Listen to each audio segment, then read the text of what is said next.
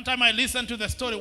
Rick Warren is one of the most respected ministers in the U.S. and he said how his son bringing him up and he's 28 and then he shoots himself and he dies. He went through, he struggled many years and he wanted to kill himself many times and then he shoots himself. 28 years. He took off even for 6 months. He was not able to minister for 6 months. And you're wondering, God, I'm here ministering, serving people, preaching the gospel. I'm writing books. I'm known all over the world. He's the one who has written Purpose-Driven Life and Purpose-Driven Church. You know these stories, some of them. You know the story of Joyce Meyer, a great minister who was molested by the father. Can you imagine your father molesting you sexually? And she has been testifying that. Today is a ministry. It's more than a testimony. It's a ministry that has encouraged so many people because these things happen in the families.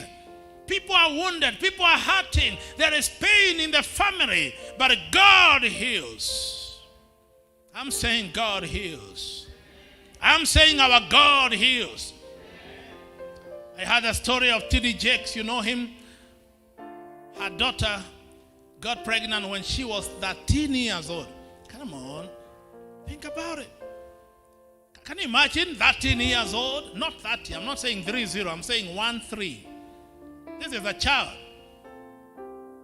And today, that young lady, she's in ministry. She got married later. And today she shared her testimony. If you want to listen, you can check it out on YouTube or whatever. The father, they have built a big ministry out of that. But you see, what was looking evil, and she was so depressed, and she tried even taking medicine to kill herself. 13 years is very young, too young.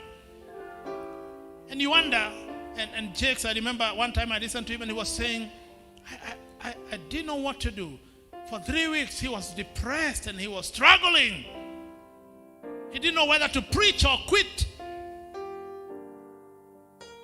But one thing he told the church is that I will stand with my daughter.